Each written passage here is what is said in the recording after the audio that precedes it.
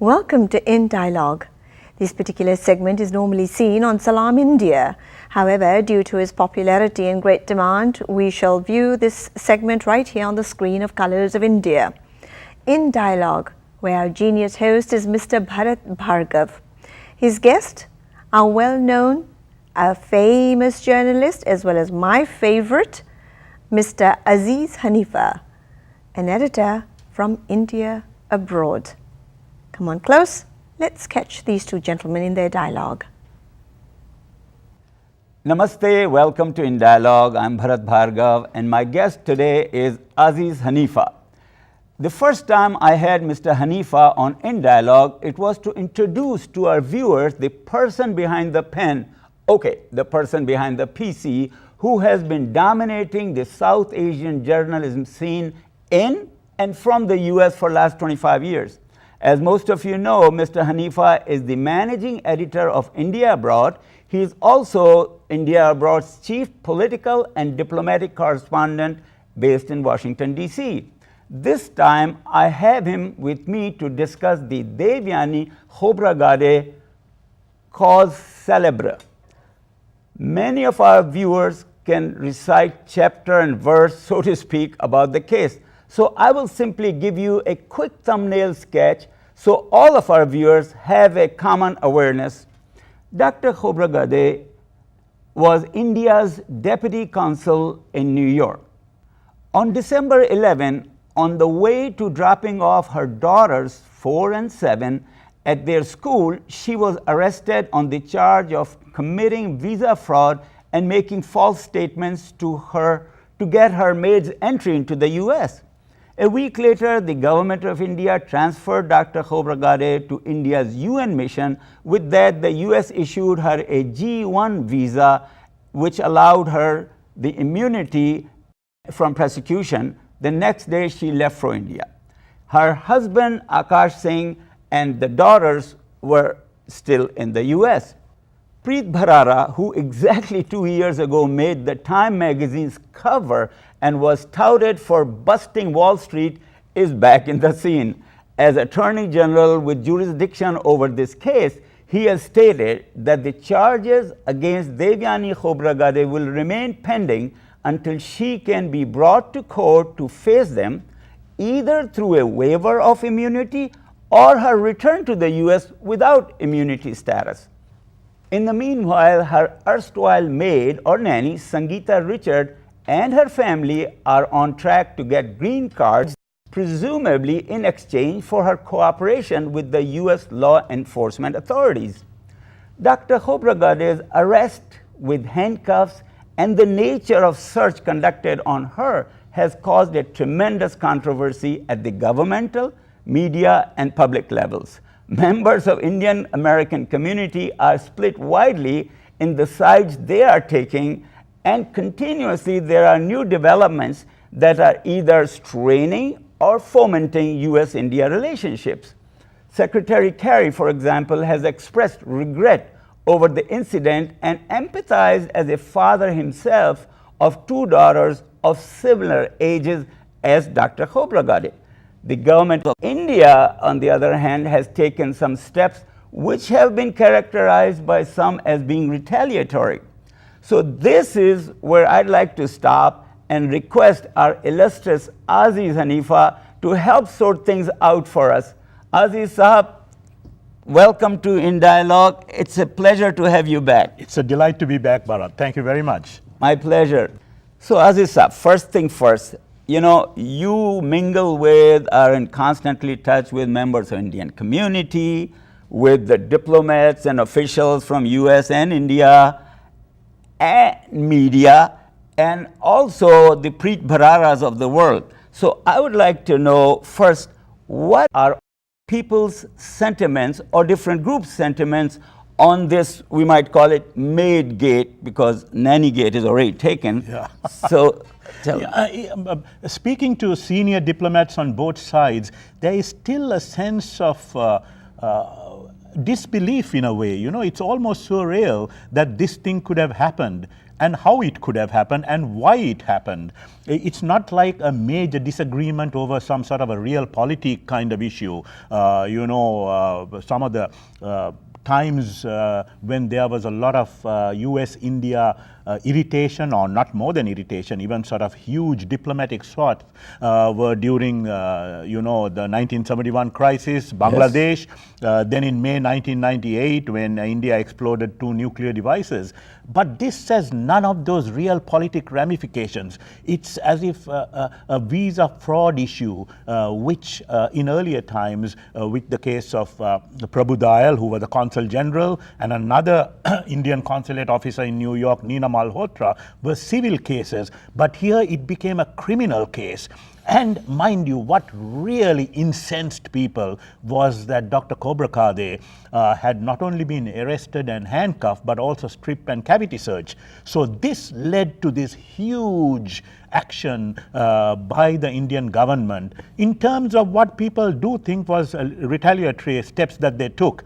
And in a way, I think there was a sort of critical mass forming even among US public opinion that law enforcement and the US Marshal shouldn't have done this, because after all, she's a diplomat. You needn't have done the cavity search, the strip search, of course, although US Marshals and law enforcement say this is standard procedure. But mind you, US and India were having this great relationship, and this was almost like such an aberration. But in a lot of ways, I think when the Indian government removed those security barriers from front of the US embassy, considering that the US, the Congress, etc., are so paranoid yet about Benghazi, the optics looked real bad. And that, I think, led to even more angst on the US side. And while India kept insisting that they need an unqualified apology and started taking other measures, taking away a lot of the privileges that were accorded US diplomats. So now as it is, Ambassador Jaishankar, boy, he came here to a fiery baptism. He wanted to come here, relax for a couple of weeks, meet old friends, because he was in Washington before, interact with them before getting on with the nitty-gritty of the US-India relationship. What a fiery baptism, Absolutely. Having to deal with this issue. But now I think they are trying to move on, but still the hangover exists, the mutual suspicion and the mistrust, and that's going to take a while for it to subside. So let me ask you this. As Washington junkies, we know that in so many countries, I've seen it over and over, sometimes political leaders in those countries, and even our own political leaders, will make statements, rather strong statements, but they are meant for their own internal consumption. In this case, what is being said in India, because a critical election is around the corner, do you feel that it has some near-term or little longer-term implications that this might have on India-US relationships? Well, to a certain extent, the sort of initial controversy and the anger has subsided. But in the initial period, definitely, there is no doubt that there was a politicization because of the election environment, etc. The Manmohan Singh government, which has often been dubbed as being too soft on the US, cozying up to the US far too much, was trying to show that they can be macho too. And so there was definitely a sense of politicization. And then on the US side, there were all these allegations because there have been economic difficulties, etc. Some have said that the US-India relationship has plateaued. Some say it's even comatose, that there may have been some sort of deliberate attempt to punch it in there. But I think that's a canard. This was a totally different issue where the diplomatic security department of the State Department started investigating this issue, and then they pushed it up to the level of the US Attorney Preet Bharara up in New York. And in a way, I think Preet Bharara was left with no alternative but to go to the magistrate and ask for a warrant. I guess where this moved, unlike the earlier cases with Prabhu Dayal and Nina Malhotra, which were civil cases, this was a criminal case. And of course, Preet Bharara's office says, look here, you know, we had nothing to do with the strip and cavity search. That's what the US Marshals do, you know. But that didn't cut it. And the irony, of course, is here's an Indian American who's, of course, prosecuted Wall Street guys, mafiosi, drug lords, etc. Even the Russians, you know, even the Russians don't like him. And it's interesting, Preet Bharara at the time seemed to be the most hated man in India. I want to hear from you, your opinion on something that I'm also hearing. Some very knowledgeable people, senior former officials are saying that this case is a result of, not cause of, lowering of US-India relationships. Do you buy that? No, I don't. I don't think there's any truth in that. You know, there's absolutely no truth in that. Given that there were fissures in the U.S.-India relationship in terms of the economy, issues of you know, tax regulations, intellectual property rights, etc. There were also a few other issues, but this had nothing to do with it at all.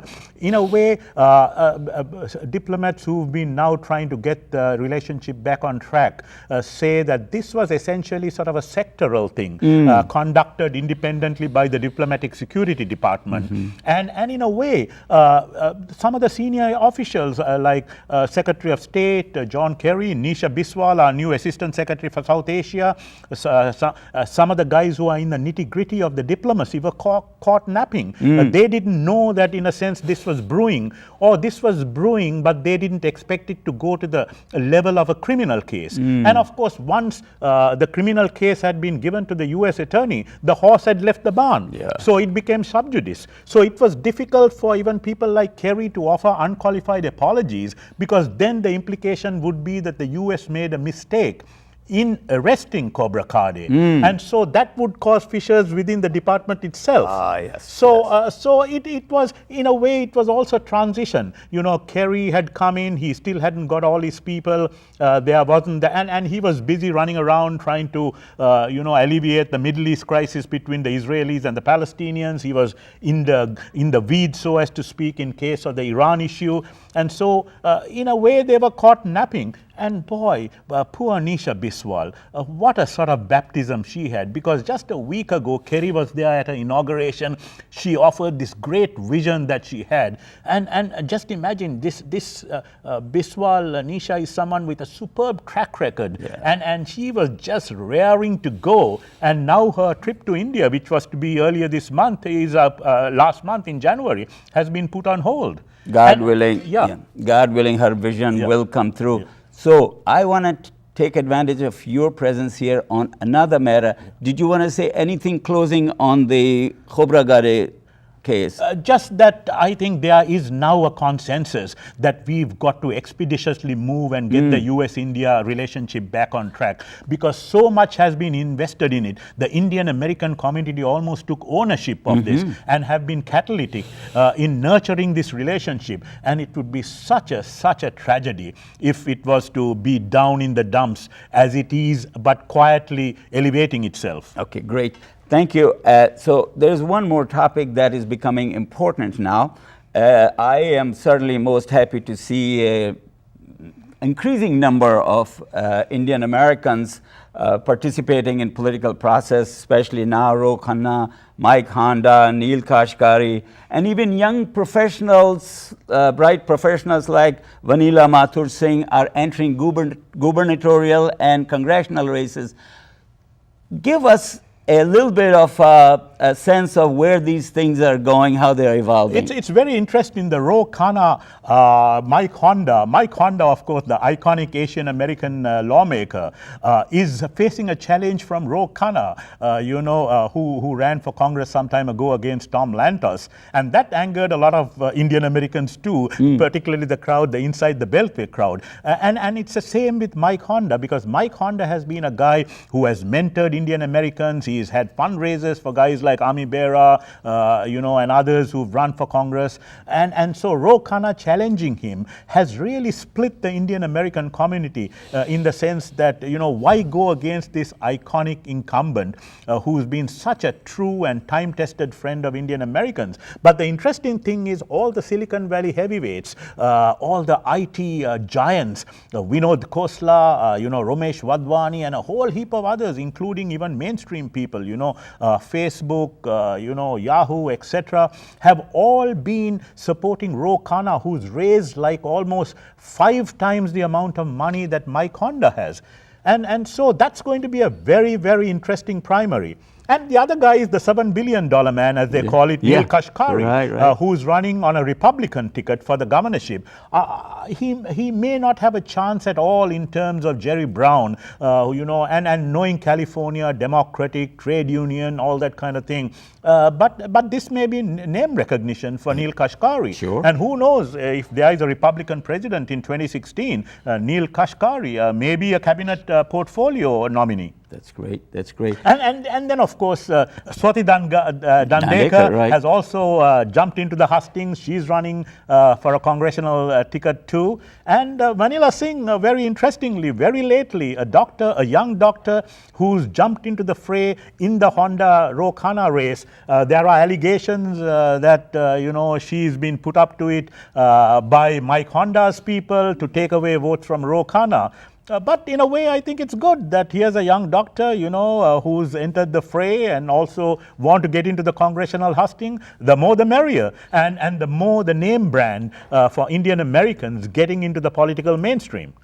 That's so wonderful. You are an encyclopedia on these things and bringing us up to speed. So thank you very much. I just keep hoping we'll get together again. But once again, thank you very much for being on In Dialogue. Absolutely. Loved it. We'll be back again. Thank you. Have a great day.